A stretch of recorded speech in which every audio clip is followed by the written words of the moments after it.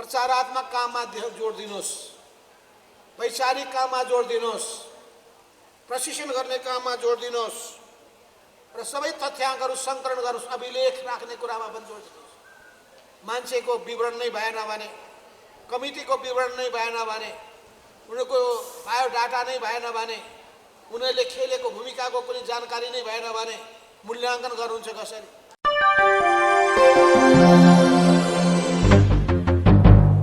परियोजनाहरू एकलौटी रूपमा सहमति गर्न पुगे। त्यही सिलसिलामा भारतसँग जोइन्ट मिलिट्री एक्सरसाइज गर्ने कुरामा सहमति जनाउन खोजे। त्यही सिलसिलामा चुचे नक्सा, नेपालको नक्सा, नेपालको भूमि समेटेर तयार गरिएको नक्सा किताब छापिसकेपछि पनि वितरण गर्न रोक लगाए। शिक्षा मन्त्रालयमा निर्देशन दिएर वितरण गर्ने कुरामा रोक लगाए। यी सबै क्रियाकलापका साथसाथै पार्टीभित्र नियुक्ति गर्ने कुरा होस्, कुनै व्यक्तिको मूल्याङ्कन गर्ने कुरा होस्, ती सबै कुरामा उनले व्यवस्था गर्न थाले। आफ्नो पक्षधरहरूलाई मात्रै प्रोत्साहन दिने, आफूप्रति अलिकता पनि कोही आलोचक छ भने त्यसलाई पन्छाउन थाल्ने, यो सबै कुराहरूबाट उनमा चरम व्यक्तिवादी प्रवृत्ति देखिन थाल्यो। सत्तामा पुगिसकेपछि त्यो व्यक्तिवाद अहङ्कारमा परिणत भयो र त्यो अहङ्कारमा पनि जब चरम शक्तिको चुलीमा पुगिसकेपछि निरङ्कुश प्रवृत्तिको रूपमा देखा पर्यो। त्यो निरङ्कुशता, तानाशाही प्रवृत्ति विभिन्न निर्णयहरूमा अभिव्यक्त भए। एक्लै पार्टी केन्द्रीय कमिटीको सदस्य सङ्ख्या त्यतिखेर झन्डै 240 थियो। 241लाई एकैचोटि 1501 बनाउन पुगे। एक्लै कमिटीको बैठक छैन, निर्णय छैन। निष्कासन गरे पनि सदस्यताबाट हटाइदिए। त्यो अवस्थामा त्यो पार्टीमा बस्नु भनेको उनको सामुमा दासता स्वीकार गर्नु। त्यसो भए कि त हाम्रो सामु विकल्प थियो आत्मसमर्पण गर्ने, दास भएर बस्न तयार हुने, कि अर्को विकल्प हामीलाई थियो गेरुवा वस्त्र लगाएर साधु भएर राजनीतिबाट सन्यास लिने। तेस्रो विकल्प थियो विद्रोह गर्ने, गलत प्रवृत्तिका विरुद्धमा जुझ्ने, आन्दोलनको झण्डा बुलन्द गर्ने, आम कम्युनिस्टहरूमा नयाँ आशा जगाउने। हामीले विद्रोहको बाटो अवलम्बन गर्यौँ। किन गर्नु पर्यो भने त्यो पनि एउटा उत्कर्षमा पुगेपछि संविधान मिच्न थालेपछि, संविधानमा हुँदैन नभएको व्यवस्थालाई जबरजस्ती उनले लागू गर्न थालेर प्रतिसभा भङ्ग गरेपछि, प्रतिसभा भङ्ग पनि गर्ने अनि पार्टीलाई बेवास्ता पनि गर्ने। 2077 पुस 5 गते प्रतिसभा भङ्ग गरे र 7 गते उनले आफ्नो केन्द्रीय कमिटीको सङ्ख्या 1501 पुर्याए, कारबाही गर्न थाले। फागुन 28 गते त्यस्तै गरे। त्यो सबै भइसकेपछि त्यहाँ बस्ने कुनै अवस्था रहेन स्वाभिमानीहरूको निम्ति।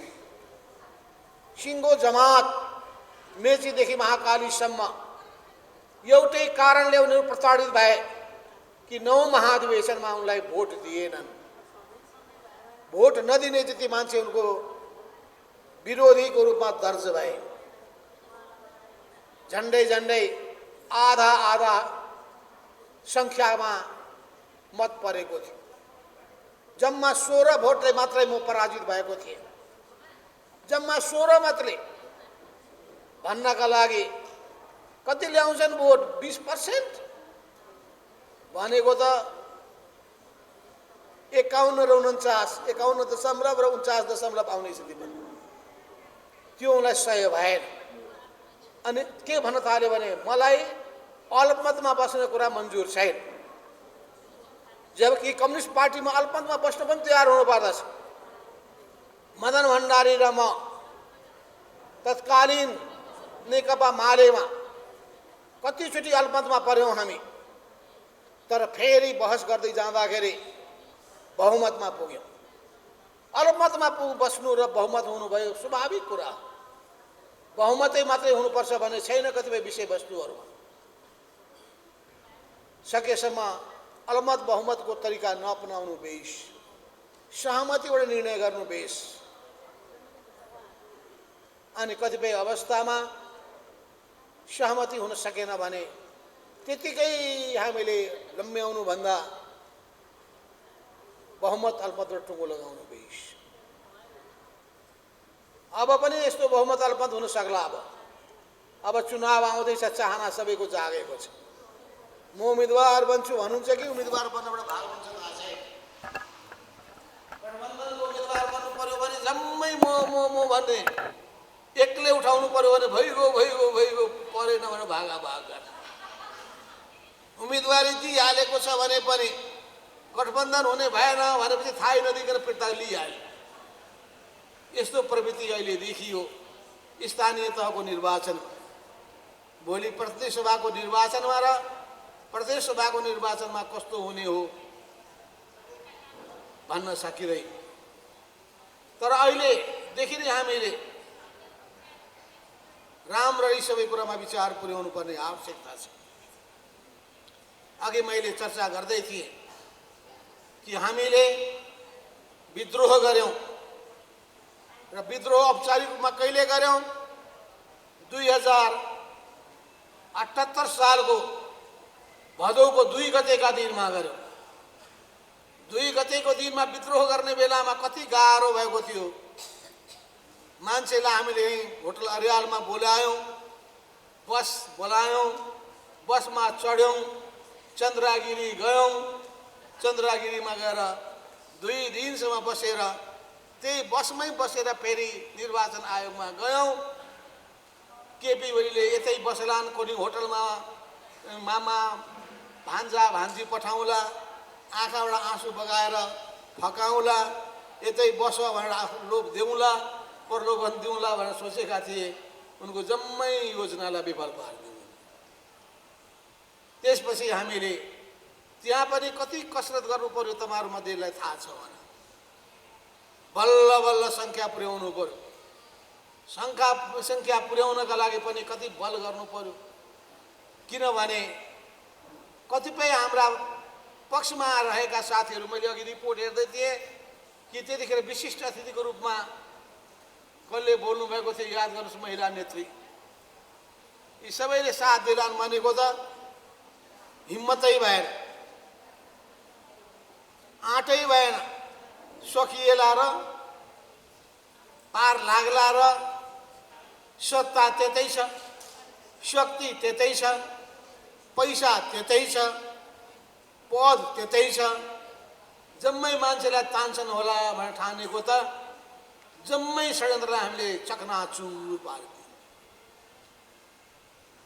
जस्तोसँग लड्नु छ त्यस्तासँग लड्नलाई पनि तरिका जान्नु पर्दछ।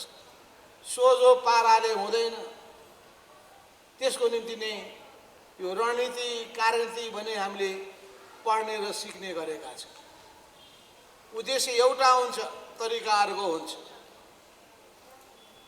उद्देश्य भनेको एउटा लक्ष्य हासिल गर्ने कुरा हुन्छ, तर तरिका भनेको कहिले पूर्व गए जस्तो, कहिले पश्चिम गए जस्तो, तर अन्तमा त्यही लक्ष्यमा पुग्ने कुरा हुन्छ। त ती सबै बहुत कठिन गरेर, कठिनाइ गरेर हामी भदौ 2 गते हामीले गऱ्यौँ। निर्वाचन आयोग पनि मिलाएको छ, अदालत पनि मिलाएको छ, निर्णय गर्ने ठाउँ पनि मिलाएको छ। यो सबै अवस्था भएको थियो। पछिल्लो कालमा जब हामीले विद्रोह गर्ने बेलामा हाम्रो पक्षमा अनुकूलता देखा पर्यो। अनुकूलता देखा परिसकेपछि हामीले भदौ 9 गतेका दिनमा निर्वाचन आयोगबाट नयाँ पार्टी नेपाल कम्युनिस्ट पार्टी समाजवादीलाई औपचारिक रूपमा वैधानिक मान्यता प्राप्त भयो। अदालतले त्योभन्दा पहिले नै फैसला गरिसकेको थियो। नयाँ सरकार बनिसकेको थियो। त्यो बेलामा 10 भाइहरूले दौडधुप गर्न लगाएर अदालतको फैसलालाई प्रभावित पार्ने गरी जेठ 2 गते भन्दा पहिलेको अवस्थामा फर्किने नक्कली शब्द राखेर भ्रम पैदा गरेर चल्ने काम भएको थियो र आजसम्म पनि जेठ 2 भन्दा पहिलेको अवस्थामा फर्किन ती व्यक्तिहरूले न्याय पाएनन्। जे हामीलाई लागेको थियो त्यो सत्य साबित भयो। यसै बीचमा तपाईलाई थाहा छ अहिले 10 महिनाको समय बितेको छ। यो 10 महिनाको अवधिभित्र हामीले संगठन निर्माण गर्ने अभियान चलायौं, संगठन विस्तार गर्ने अभियान चलायौं र पार्टीका पनि सबै बैठकहरू नियमित रूपमा सञ्चालन गर्यौं। अहिलेसम्म हामीले पार्टी केन्द्रीय कमिटीको 4 वटा बैठक सकिसकेका छौं।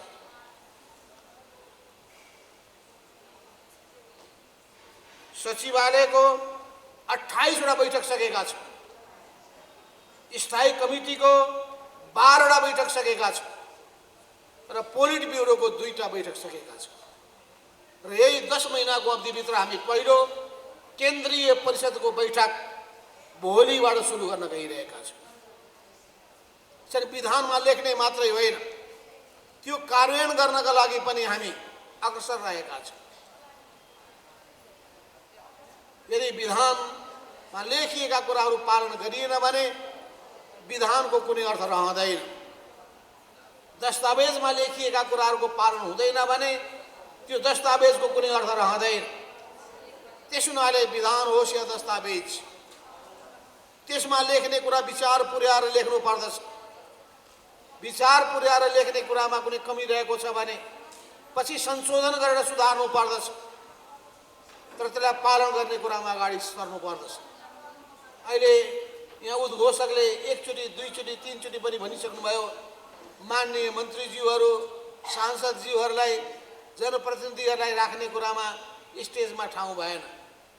यदि त्यही व्यवस्था गर्नु छ भने पनि तपाईले एउटा तरिका अपनाउन सक्नुहुन्थ्यो। पहिलो लाइन या यताको लाइन अगाडि मन्त्री, त्यही ढङ्गले प्रतिनिधिसभाका सदस्यहरू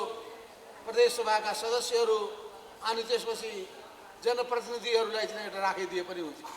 किन पहिलो त्यस्तो बैठक थियो, सम्मान गर्नुपर्ने पनि हुन्थ्यो, गरेर पनि ठाउँ राख्न सकिन्छ। पहिलो लाइन मिलाउन सकिन्छ या एउटा लाइन मिलाउन सकिन्छ। भोलन्टियरको व्यवस्था गर्ने र अनि त्यो ढङ्गले व्यवस्थापन गर्ने तरिकाहरू खास भेलाहरूमा जाँदा गर्नका लागि तपाईलाई म सुझाव दिन चाहन्छु। यसरी हामीले पार्टीको बैठकहरू नियमित रूपमा गरेका छौँ। सबै विषयवस्तुमा सामूहिक छलफल गर्ने गरेका छौँ र छलफल गरेर निर्णयहरू गर्दै आएका पनि छौँ। र अहिले हामी 5 दलीय गठबन्धनमा छौँ। गठबन्धनको सरकार केन्द्रमा पनि छ र 5वटा 6वटै 7वटा प्रदेशमा सरकार त छ, तर गण्डकी प्रदेशमा हाम्रो प्रदेश सभामा 1 जना सदस्य पनि नभएको हुनाले यहाँ हामी सरकारमा छैनौँ। लुम्बिनी प्रदेशमा जम्मा 1 जना हाम्रो प्रदेश सभामा हुनुहुन्छ, उहाँ सरकारमा हुनुहुन्छ र अरू बाँकी सबै ठाउँहरूमा 2 ठाउँमा त हामी मुख्यमन्त्रीको जिम्मेवारी हामीले सम्हालिरहेका छौँ र अरू ठाउँमा पनि हामी सरकारमा महत्त्वपूर्ण भूमिका निर्वाह गरिरहेका छौँ। यो सबै स्थिति हामीहरूको मेहनतबाट पार सम्भव भएको। हामीले मेहनत गर्न नसकेको भए, अर्को गठबन्धन बनाउन नसकेको भए र अरूसँगको विश्वासको सम्बन्ध कायम गर्न सकेको भए यो सम्भव हुने थिएन। त्यस हुनाले हामीलाई कसैले कमजोर ठान्दछ भने, यसो कुनै अर्थ छैन भने ठान्दछ भने उसले ठुलो भुल गरिरहेको छ। भुल त गर्यो नै, स्थानीय तहको निर्वाचनको परिणामबाट थाहा हुन्छ। त्यत्रो ठुलो 2074 को चुनावमा त्यति धेरै स्थान हासिल गरेको नेकपा एमाले, नेकपा सहितको झन्डै 2/3 अवस्थामा पुगेको त्यो पार्टी हेर्दा हेर्दै आज कांग्रेस अगाडि बढ्न पुग्यो, कांग्रेसभन्दा पछाडि एमाले हुन पुग्यो। भनेपछि यो सबै कसको कारणले हो? त्यो आफूभित्रको कमजोरी हेर्नु छैन। दोष कसलाई दिने? माधव नेपाल। अनि किन टक्कर लिएको त माधव नेपालसँग? जब माधव नेपालले पछार्ने ठाउँ छ भने सम्झौता गर्नु पर्दैन? किन माधव नेपाल मात्रै होइन, माधव नेपालको पछि लाग्ने कसैलाई पनि बाँकी राखिँदैन। त्यसरी होइन पार्टीमा समस्या खडा भएको, आग्रह पूर्वाग्रहले होइन, मूल्याङ्कन वैज्ञानिक तरिकाले नगरेर नजिक र टाढाको आधारमा गर्ने कारणले गर्दाखेरि समस्या खडा भएन। अरू सबै कुरालाई मान्न सकिन्छ। कहिलेकाहीँ कुरा नमिल्न सक्छ जिल्लामा पनि, कहिलेकाहीँ कुरा नमिल्न सक्छ प्रदेशमा पनि, कहिलेकाहीँ अन्तर्विरोध हल गर्न गाह्रो भइरहेको पनि हुन सक्दछ। तर मान्छेहरू त्यही पनि धैर्य गरेर बसिरहेका हुन्छ। हल हुन्छ कि भनेर अब अधिवेशन गरौँला, चेन्ज गरिदिउँला भनेर, अब चाहिँ ठुलो भेला गरौँला, त्यहाँ चेन्ज गरिदिउँला पनि भनेर, तर कुनै पनि जब ढोका सबै बन्द भइसकेपछि धेरै गाह्रो हुन्छ मनलाई सान्त्वना दिनको लागि। होइन भने हाम्रो त्यहाँ हाम्रो त कुनै अर्थ छैन। त्यो पार्टी नै यस्तो बाटोमा गइसकेको थियो। अहिले हामीले विद्रोह नगरेको भए तपाईँ कल्पना गर्नुहोस्, एमसीसी सम्झौता जस्ताको त्यस्तै पास हुने थियो। सत्ताबाट आउट भइसकेपछि पनि नेपाली कांग्रेस पनि एमसीसी सम्झौताको पुरै पक्षमा, एमालेको केपी ओली पनि एमसीसी सम्झौताको पुरै पक्षमा। यतापट्टि हामीभित्र एमसीसीलाई जस्ताको त्यस्तै पास गर्न हुँदैन भने हाम्रो निर्णय, माओवादीको निर्णय, अनि हामीले साथ नदिने बित्तिकै एमसीसी फेल हुने अवस्था। केपी ओलीले शर्त राखे, 4वटा शर्त। एमसीसी सम्झौतालाई हामी जस्ताका त्यस्तै पास गर्न तयार छौँ, तर पहिलो के गर्नुपर्छ? 14 जनालाई कारबाही नगरेको हुनाले सभामुखलाई बर्खास्त गर्नुपर्छ। हामीलाई कारबाही नगरेको हुनाले दण्ड त्यहाँ दिनु। दोस्रो, हामी 14 जनालाई निष्कासन गर्नुपर्छ, 14 जना सांसदहरूलाई। तेस्रो, एकीकृत समाजवादीको दर्ता खारेज गर्नुपर्छ। हामी सडकमा। 14औं काम के गर्ने? महाभियोग लागेका प्रधान न्यायाधीशमाथिको महाभियोग फिर्ता लिनुपर्छ। अन्तमा गएर एउटा मात्रै कुरामा शेरबहादुरजीले नमानेपछि एउटा कुरा मात्रै उनले शर्त राखे, त्यो 14 जनामाथि कारवाही गर्नुहोस्। अब शेरबहादुरजीलाई कति गाह्रो? जुन नेताले, जुन सांसदले मलाई मन्त्री बनाए, म कसरी त्यो कुरालाई मानौँ? एकातर्फ यो दबाब, अर्कोतर्फ एमसीसी पास गर्नुपर्छ भने काङ्ग्रेसभित्रको दबाब, अमेरिकाको दबाब। अमेरिकाले, भारतले भनेपछि काङ्ग्रेसलाई पुगेको, शेरबहादुरजीलाई पुगेको। नेपाली जनता के भन्छन् भन्ने कुरालाई ध्यान दिने काम अलिक कम छ त्यहाँ। जनताको आवाज बुलन्द गर्ने पार्टी हाम्रो, जनताको पक्षमा उभिने पार्टी हाम्रो, र एकीकृत माओवादी पनि हो, जनता समाजवादी पार्टी पनि हो, राष्ट्रिय जनमोर्चा पनि हो। त हामी 4वटा पक्ष काङ्ग्रेससँग हामीले मिल्यौँ, वाम लोकतान्त्रिक गठबन्धन बनायौँ। तर केपी ओलीले दक्षिणपन्थी गठबन्धन बनाए, राप्रपासँग मिले, अनि लोकतान्त्रिक समाजवादी भनेको महन्त ठाकुरहरूको समूहसँग मिले, र अरू त्यस्तै त्यस्तै खालका शक्तिहरूसँग उनले एकता चुनावमा चुनावी तालमेल गरे। भनेपछि 2टा गठबन्धन देखियो, एउटा दक्षिणपन्थी, अर्को वाम लोकतान्त्रिक। भनेपछि हामी वाम लोकतान्त्रिक गठबन्धनभित्र, केपी ओली दक्षिणपन्थी गठबन्धनभित्र। त्यस हुनाले यो वैचारिक मतभेद हो। यो वैचारिक मतभेद भएको हुनाले यो कुरालाई जनताको माझमा हामीले पुर्याउनु पर्छ। हो, यी सबै कुरामा जब शेरबहादुरजीले मान्नु भएन, नमानिसकेपछि उपाय के? हामीले उपाय निकाल्यौँ। व्याख्यात्मक घोषणा तयार गर्ने, त्यसलाई कानुनी मान्यता पाइँदो रहेछ, अन्तर्राष्ट्रिय प्रचलन पनि रहेछ, र त्यो अन्तर्राष्ट्रिय प्रचलनको रूपमा संसदबाट पास गर्दाखेरि एमसीसीको अभिन्न अङ्गको रूपमा त्यसलाई राख्ने हो भने त्यसपछि त्यो एमसिसीलाई को बारेमा जति पनि प्रश्नहरू खडा भएको छ त्यो प्रश्नको जवाब व्याख्यात्मक घोषणाले दिनेछ। व्याख्यात्मक घोषणालाई लागू गर्ने कुरामा कुनै समस्या खडा भयो भने 30 दिनको पूर्व सूचना दिएर 1 महिनाको पूर्व सूचना दिएर एमसिसीबाट अलग हुन सकिन्छ। त्यसो हुनाले हामीले एमसिसीलाई व्याख्यात्मक घोषणा सहित अनुमोदन गरेर ठीक काम गरेका छौँ। त्यो नगरेको भए हाम्रो अस्तित्व नै रहने थिएन, हामी सडकमा पछारिने थियौँ र एमसिसी जस्ताको त्यस्तै केपी ओलीको सहयोगले पास हुने थियो। हामीले बुद्धिमानीपूर्ण ढङ्गले गरेको काम हो कि होइन, बुद्धि पुर्याएर सबै पक्षलाई विचार गरेर जोखिम पनि लिएर अनि तरिकाहरू पनि निकालेर हामीले काम सम्पन्न गर्ने काम गरेका छौँ। अहिले पनि जब स्टेट पार्टनरसिप प्रोग्रामका कुरा आए, अहिले म तपाईँलाई भन्न चाहन्छु अहिलेको विश्व अत्यन्तै गम्भीर सङ्कटबाट गुज्रिँदैछ। ठुलो द्वन्द्वको खतरा विद्यमान छ। यो द्वन्द्व युद्धमा कहीँ परिणत हुने हो कि भन्ने चिन्ता सबैतिर फैलिएको छ।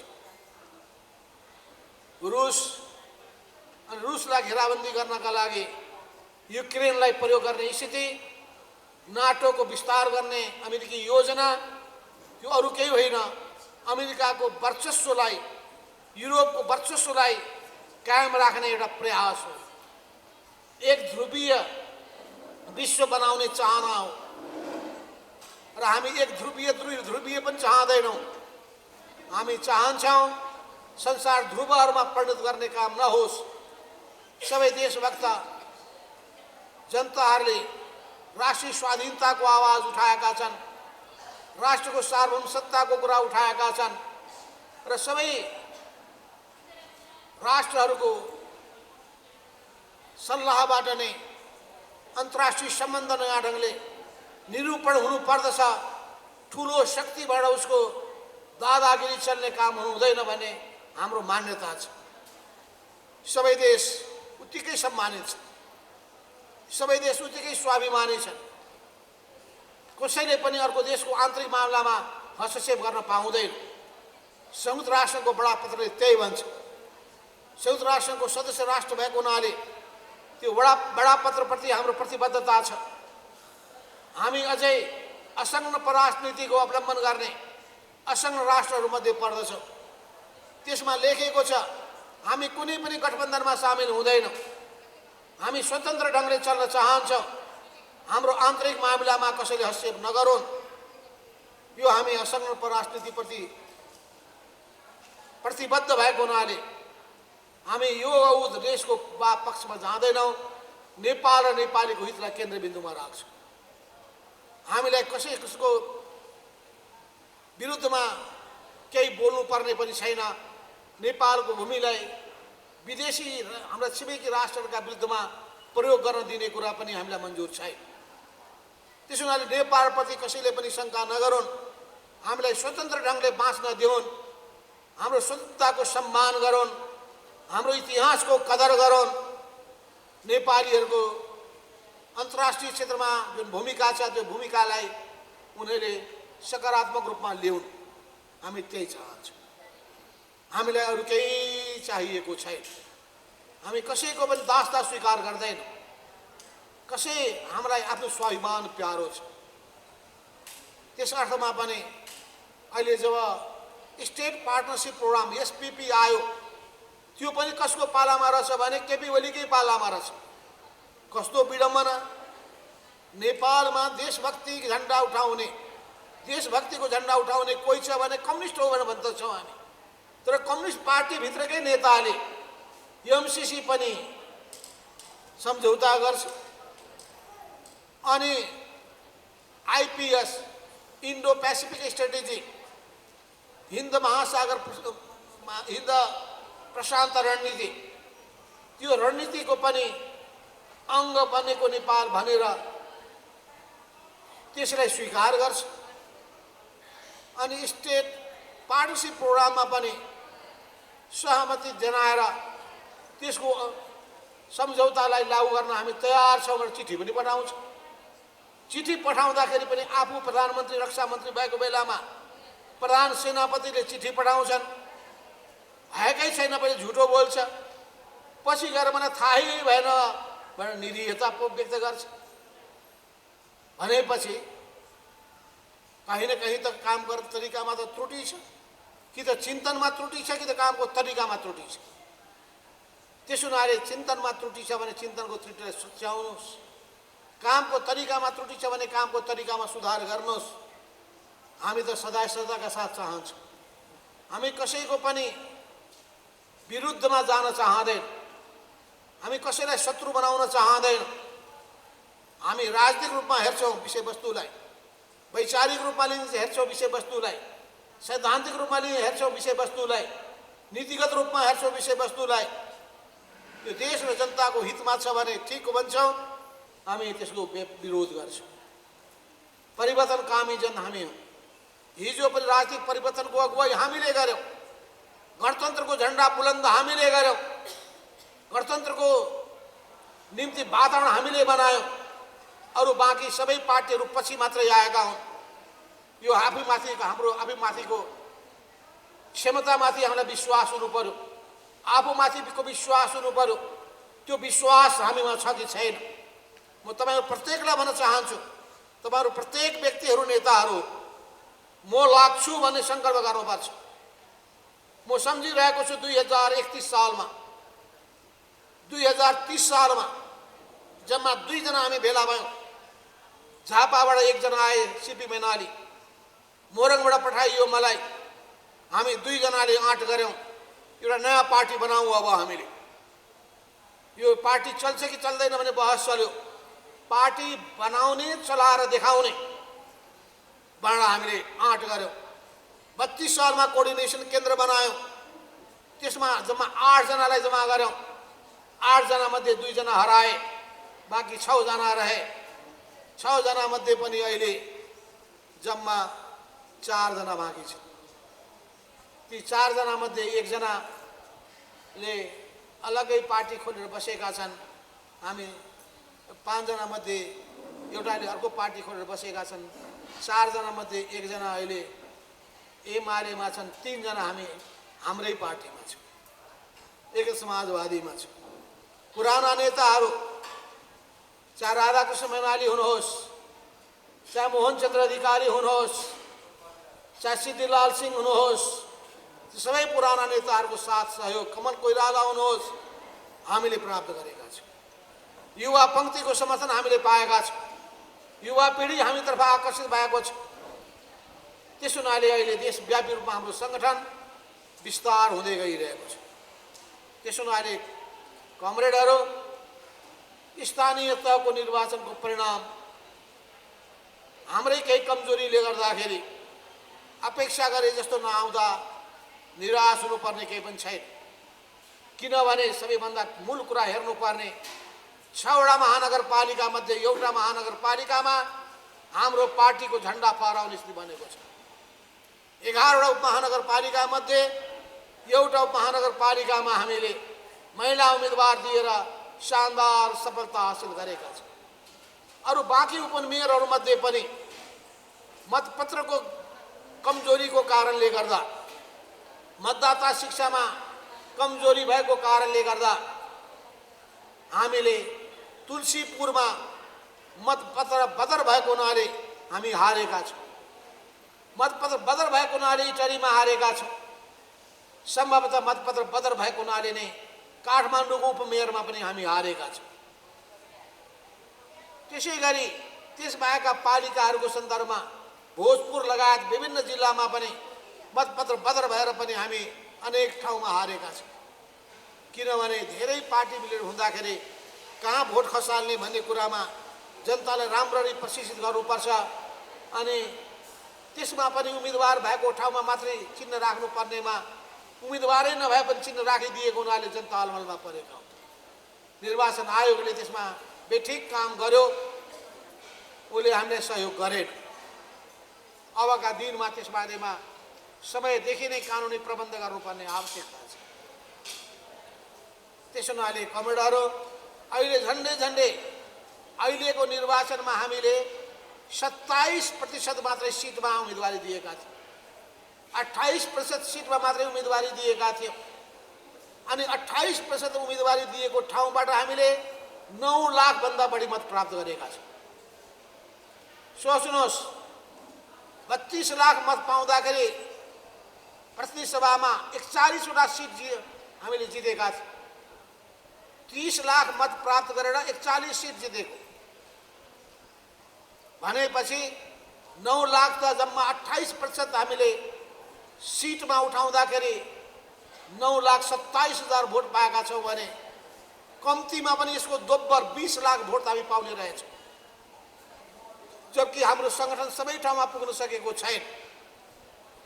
हिजो मात्रै केन्द्रीय कमिटीको बैठकमा हामीले राजनीतिक सांगठनिक प्रतिवेदन प्रस्तुत गरेका छौँ र यो राजनीतिक प्रतिवेदनको किताब यही हो।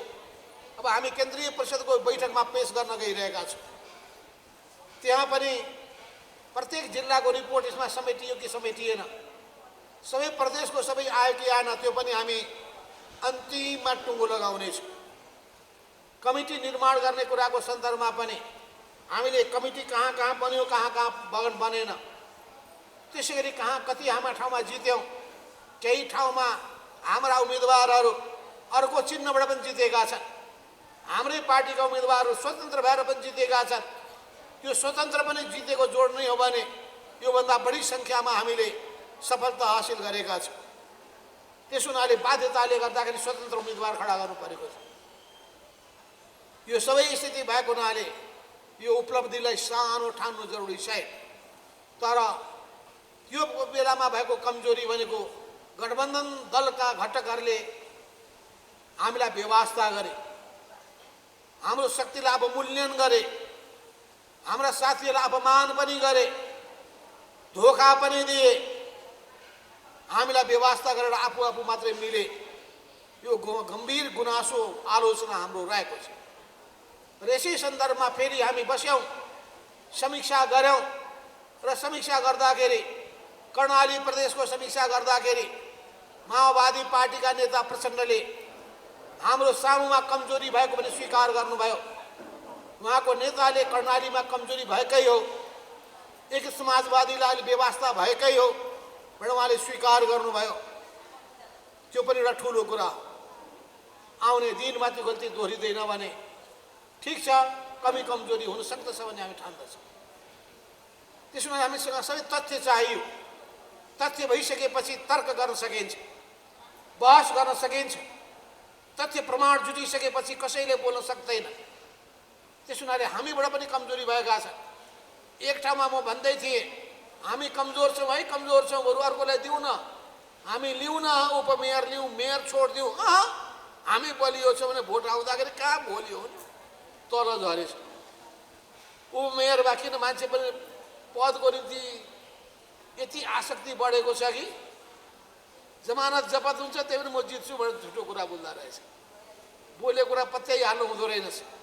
सबै हिसाबले कमिटीले आकलन गर्नुपर्दो रहेछ, कमिटीले निर्णय गर्नुपर्दो रहेछ। अनि कमिटीले गल्ती गरेको छ भने कमिटीका सबै सदस्यले आत्मालोचना गर्नुपर्छ र त्यो गल्ती नदोहोरिने प्रतिबद्धता व्यक्त गर्नुपर्छ।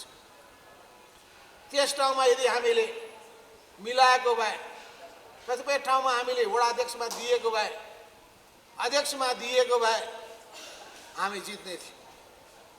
त्यस हुनाले यी कमी कमजोरीबाट शिक्षा लिएर हामी फेरि पनि गठबन्धनको निम्ति प्रयास गरेर जानुपर्छ। तर पहिलेका कमजोरीबाट शिक्षा लिनु पर्यो। गठबन्धन होला र उम्मेदवारी दिउला भन्ने कुरा बिर्सिनुहोस्। गठबन्धन भएन भने पनि सबै ठाउँमा हामीले मान्छे तयार गर्नुपर्छ। उम्मेदवारको निम्ति होस्, डमी उम्मेदवारको रूपमा होस् या पार्टी प्रतिनिधिको रूपमा होस्, प्रत्येक ठाउँमा हाम्रो मान्छे चाहिन्छ। किन चाहिन्छ भने उम्मेदवार भएन भने पनि भोट खसाल्नै पर्छ। थाहा छ होइन तपाईँलाई? उम्मेदवार भएन भने पनि भोट खसाल्नै पर्छ। किन? समानुपातिकको भोट खसाल्नुपर्छ।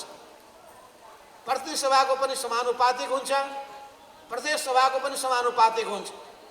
जनताले कुन पार्टीलाई भोट खसाल्ने भनेपछि समानुपातिकको मत कलम चिन्हमा ठ्याप्प लगाउन आउनुपर्छ।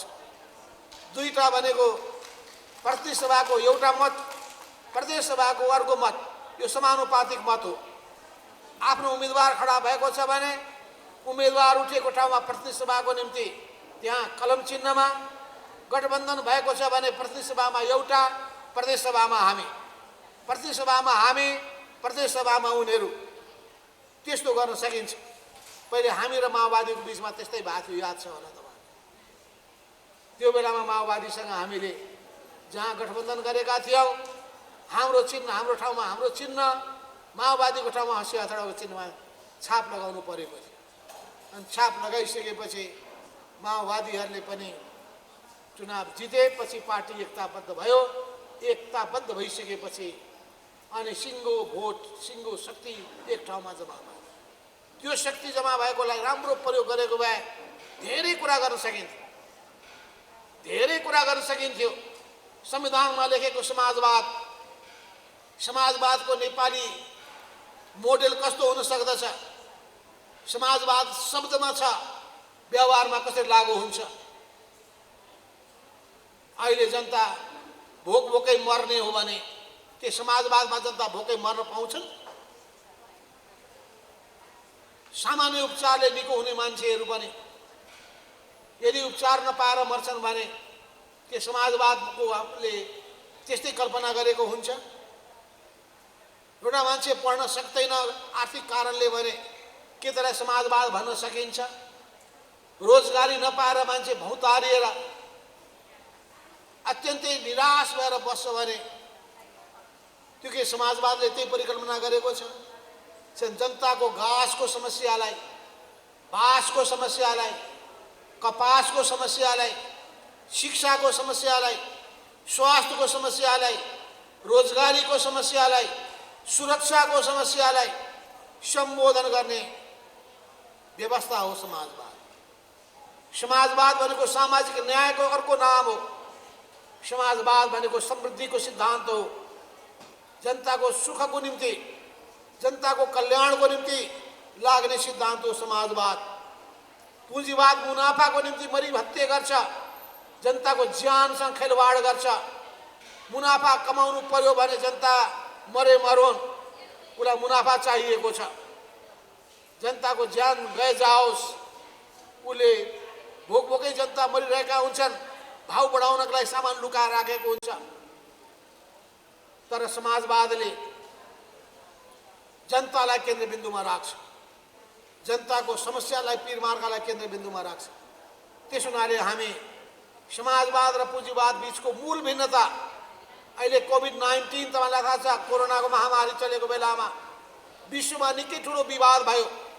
विवाद भइसकेपछि समाजवाद र पुँजीवादको बीचमा के फरक छ भन्ने कुरामा अन्तर्राष्ट्रिय फोरमहरूमा बहस चल्दाखेरि उनीहरू यही निष्कर्षमा पुगे कि पुँजीवाद भनेको मुनाफाको सिद्धान्त हो, शोषणको सिद्धान्त हो, व्यक्तिगत पुँजीको सिद्धान्त हो भने समाजवाद भनेको सामूहिकताको सिद्धान्त हो, जनताको हित र कल्याणको सिद्धान्त हो। त्यसो हुनाले समाजवादले जनतालाई केन्द्रबिन्दुमा राख्छ। यो आधारमा नै हामी जनताको हित र कल्याण गर्नका लागि हामी समुन्नत सिद्धान्त लिएर अगाडि बढेको हुनाले हामीसँग भएको साधन स्रोतको सब अधिकतम उपयोग गर्न सक्नु पर्दछ। हामी कहाँ के छ त्यसको उपयोग गर्ने हो। हामी कहाँ भएका साधन स्रोतको अधिकतम सदुपयोग गर्ने हो। के नेपालमा चामल र खाद्यान्नहरू उत्पादन गर्न सकिँदैन र? तर नेपालका खेतहरू बाँझो छन्, मान्छे खेती गर्न चाहँदैनन्, विदेशमा बरु जान्छन्, विदेशमा भारी बोकेर ज्यादादारी श्रम गरेर अनि त्यहाँको भारी भारी काम गरेर अनि फर्किँदाखेरि लास फर्केर आउने स्थिति विद्यमान छ। तर यो हामी नेपाली जनशक्तिलाई राम्रो ढङ्गले प्रयोग गर्ने हो भने खाद्यान्नमा नेपाल आत्मनिर्भर हुन सक्दछ, कृषिमा आत्मनिर्भर हुन सक्दछ, कृषि उद्यमहरू खोल्न सकिन्छ, वनसँग जोडिएका उद्यमहरू खोल्न सकिन्छ, हाम्रा काठहरूबाट फर्निचर बनाउन सकिन्छ। तर अहिले फर्निचर कहाँबाट आउँछ भने मलेसियाबाट। अहिले स्याउ कहाँबाट आउँछ भने चीनबाट। एउटा समय थियो दुध कहाँबाट आउँछ त न्युजिल्यान्डबाट। अनि नेपालले दुधमा जोड लगायो, अन्डा उत्पादन गर्ने कुरामा जोड लगायो। हाम्रो नीति कति कमजोर, कति गलत, भ्रष्टाचारको कारणले गर्दाखेरि भने कि अन्डा यदि त्यो अन्डा राख्ने जुन भाँडो हुन्छ नि त्यसलाई के भन्छन् क्यारेट, त्यो ल्याउनु छ भने भन्सार लाग्दै नलाग्ने या थोरै लाग्ने, अनि अन्डा मात्रै ल्याउनु पर्यो भने नेपालबाट कतै पठाउनु पर्यो भने अनि त्यो भन्सार लाग्ने भने अन्डा सहित ल्याउने। यसो हेर्दाखेरि त्यो क्यारेट ल्याउनका लागि भन्सार निःशुल्क गरिदिएको त भए त त्यो भाँडो आउने थियो नि नेपालमा। भनेपछि नेपालको अर्थतन्त्रलाई कसरी आत्मनिर्भर बनाउने भन्ने कुराको चिन्ता छैन। त्यस हुनाले अहिले पनि हामीले महँगीको विरोध गरिरहेका छौँ, अर्थतन्त्रका कतिपय नीतिहरूप्रति हामी आलोचक बनेका छौँ। अस्ति मात्रै हामीले, हिजो मात्रै हामीले बालुवाटारमा गएर प्रधानमन्त्रीका सामु भन्यौँ भ्रष्टाचार व्यापक रूपमा फैलिएको छ, जनतालाई महँगीको मारमा पारिएको छ र जसरी अहिले तेलको भाउ अत्यन्तै बढेको छ, यी सबै कुरामा सरकारले ध्यान दियोस्। नेपालभन्दा 28 रुपियाँ 30 रुपियाँ भारतमा सस्तो छ, नेपालमा महँगो बनाइएको छ। त्यो भाउ जम्मै हामीले घटाएर सस्तोमा बिजुली, सस्तोमा पेट्रोल, सस्तोमा डिजल, सस्तोमा ग्यास उपलब्ध गराउने काम गरियोस् भनेपछि त्यहाँ सहमति भएको छ।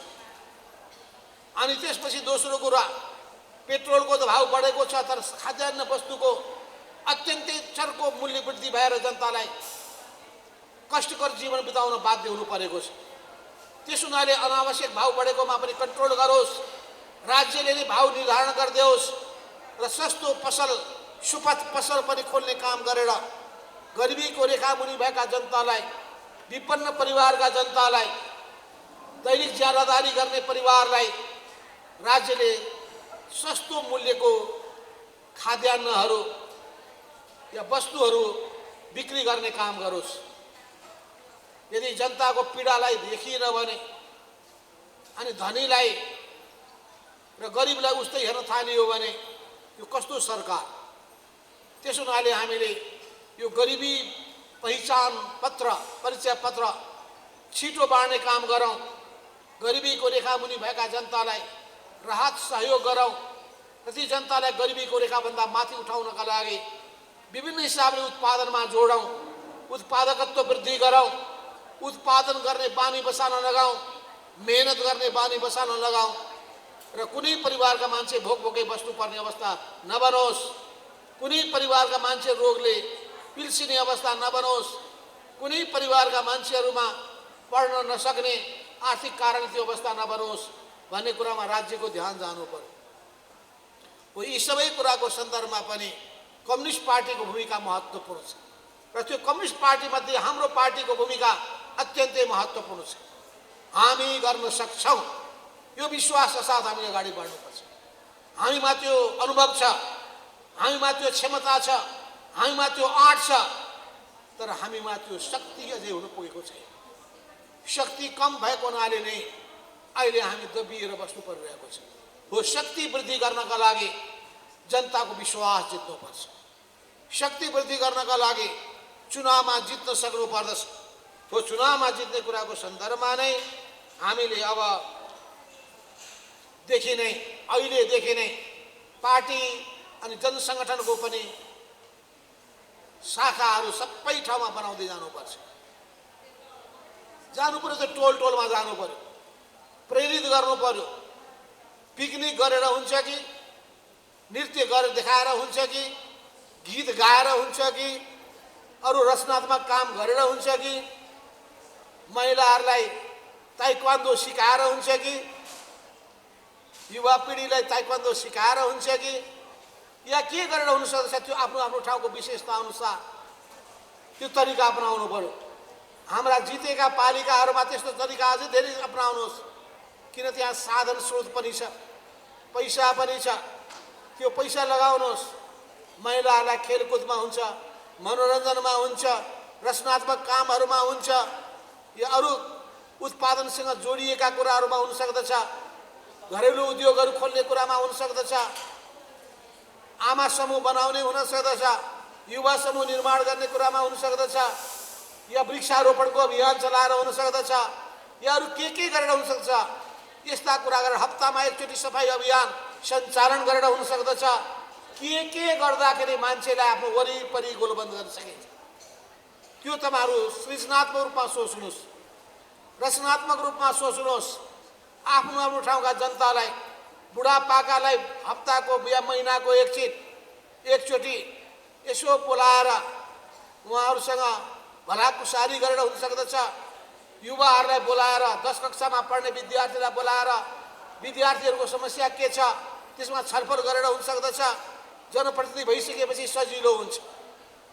जनप्रतिनिधि हुनुहुन्न भने पनि त्यस ठाउँमा यदि सक्रिय समाजसेवी हुनुहुन्छ भने, त्यस्ता सामाजिक अभियन्ता हुनुहुन्छ भने सामाजिक अभियन्ता भएर गर्न सकिन्छ।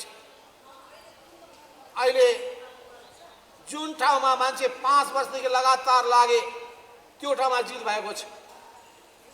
रौतहट जिल्लामै भन्नुहुन्छ भने 18 वटा पालिका मध्ये हामी 10 वटा पालिकामा जित्ने अवस्था रहेछ। माओवादी कांग्रेसले साथ दिएको भए 18 वटा पालिकामा जितिन्छ। त्यही धरानमा हेर्नुहोस्, एकजना व्यक्ति कुनै संगठन छैन, कुनै कार्यकर्ता छैन, माइक बोकेको छ, टेम्पो बोकेको छ, हिँडेको छ, मान्छेलाई टेम्पोमा राख्दै अनि अस्पताल पुर्याउँदै, अस्पतालमा बेतिन्छ आवाज खडा गर्दै, अनि त्यो व्यक्तिले मेयर पदमा धरानमा जितेको छ। हामीले सिक्नु पर्दैन? हामी एउटा गाडीले ठक्कर दियो भने यसो हेर्छौं, वास्तै गर्दैन। त्यहाँ हाम्रो काम होइन। हामीले ठ्याक्क त्यो ट्याक्सीलाई समात्ने अनि घाइतेलाई तुरुन्तै अस्पतालमा पुर्याउने, परिवारलाई जानकारी गराउने, संगठनका साथीहरूलाई बोलाउने, फलानो मान्छे त लाग्दो रहेछ भन्ने आउनु त पर्यो। फलानो संगठनका मान्छे रहेछन् यिनीहरू भने प्रचार पनि हुनु पर्यो। एउटा कुरा काम गरेर देखाउनु पर्यो।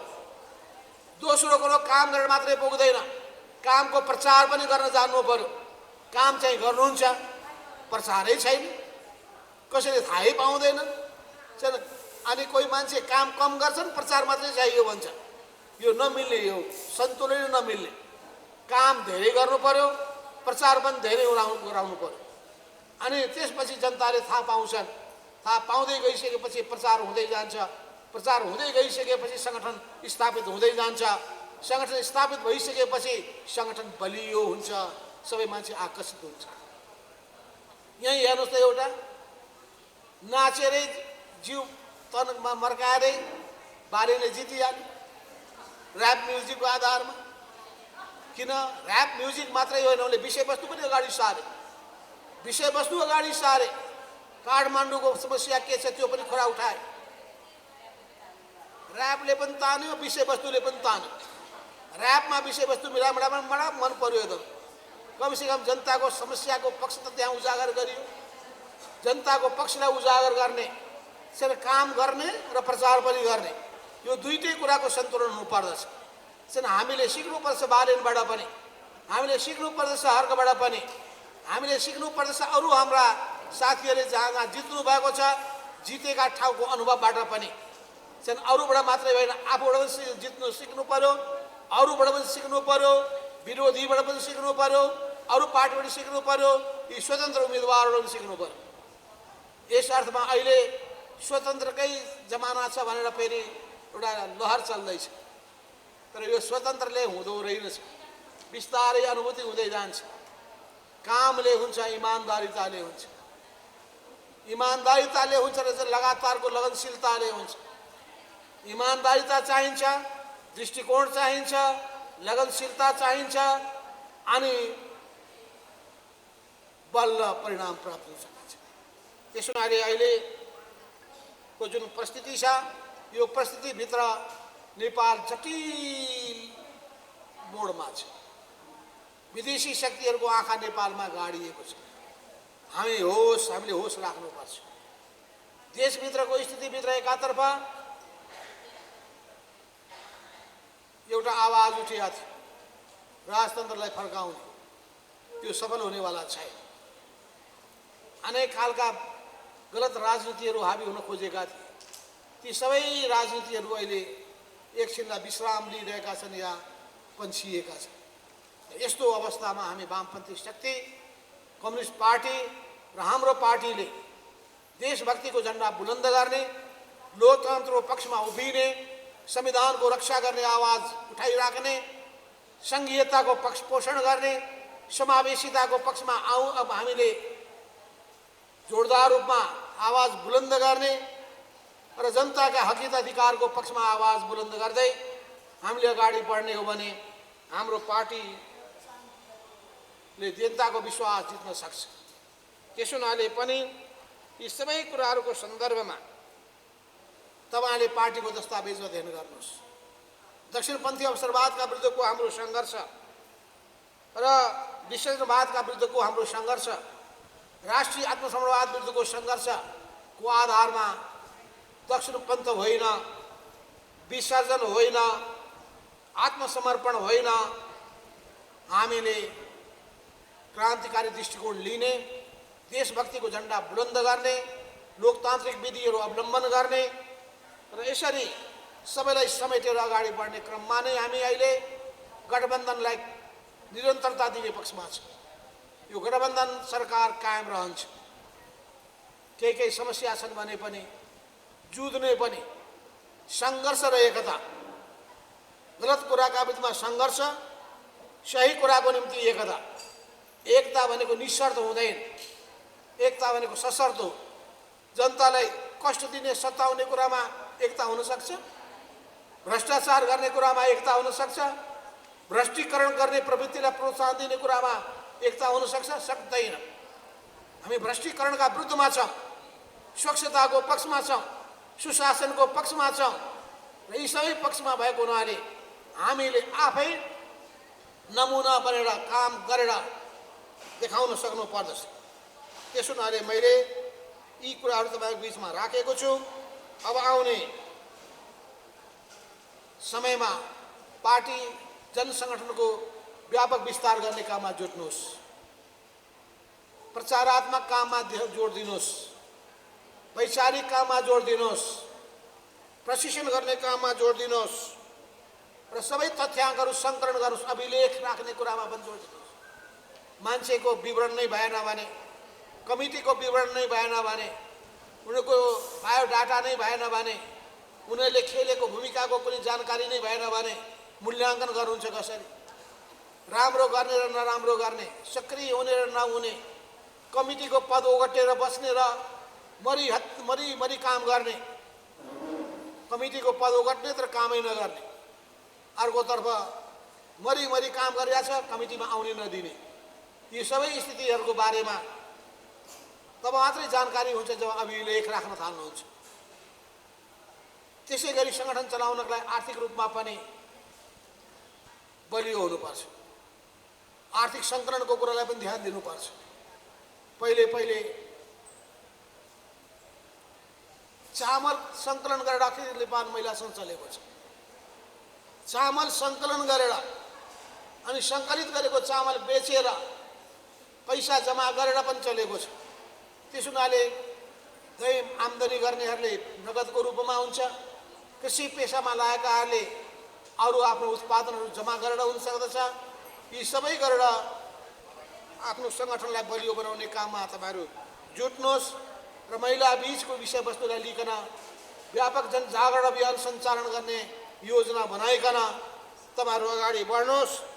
र अन्तमा म भन्न चाहन्छु, अब मङ्सिर महिनामा हुनसक्छ कार्तिक महिनामा पनि होस्, अहिलेसम्म हामीले सफल गरेका छैनौँ, तर मङ्सिर महिनामा चुनाव हुने, प्रतिसभा र प्रदेशसभाको चुनाव हुन सक्ने सम्भावना भएको हुनाले 165वटा निर्वाचन क्षेत्रको निम्ति तयारी गर्नुहोस्, प्रदेशसभाको 330वटा ठाउँको निम्ति पनि तयारी गर्नुहोस् र त्यसको निम्ति उम्मेदवार हुने हो भने उम्मेदवारै हुन सकिएन भने पार्टीको प्रतिनिधि, त्यस हिसाबले जनसङ्गठनको प्रतिनिधि, अखिल नेपाल महिला महाको समाजवादीको प्रतिनिधिको भन्दाखेरि यो निर्वाचन क्षेत्रको प्रतिनिधि हामी हौँ।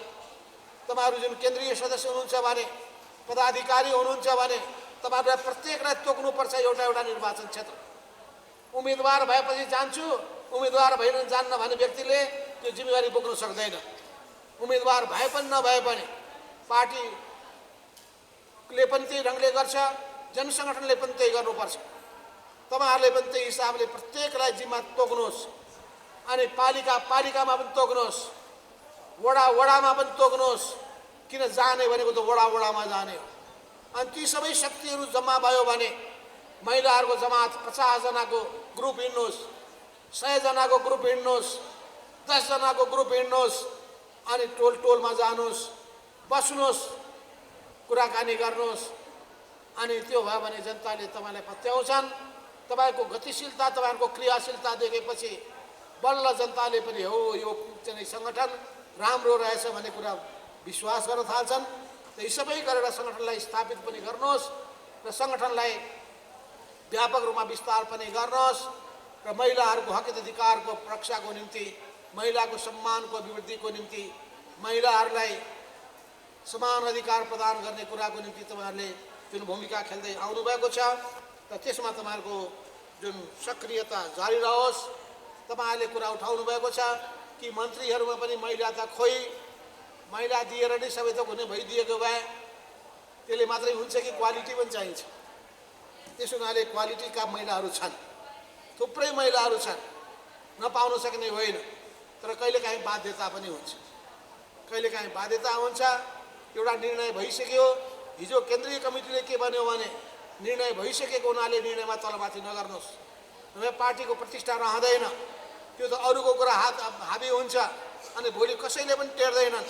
त्यसो भने कमी कमजोरीलाई आउने दिनमा सुधारेर यसमा चाहे त्यो महिलाको पक्ष होस्, चाहे एउटा जिल्लाबाट एउटा दिने होइन, एउटा प्रदेशबाट धेरै होइन, जम्मै जसो प्रदेशलाई, चाहे कर्णाली प्रदेश होस्, चाहे त्यो मध्य प्रदेश होस्, सबै प्रदेशलाई समेट्ने गरी अनि उपयुक्त व्यक्तिहरूलाई समेट्ने गरी आउनै पर्ने व्यक्तिलाई दिने गरी यसरी सन्तुलन मिलाएर पनि गरियोस् भन्ने तपाईँले जुन कुरा राख्नुभएको छ त्यसलाई हामीले आत्मसात गरिरहेका छौँ।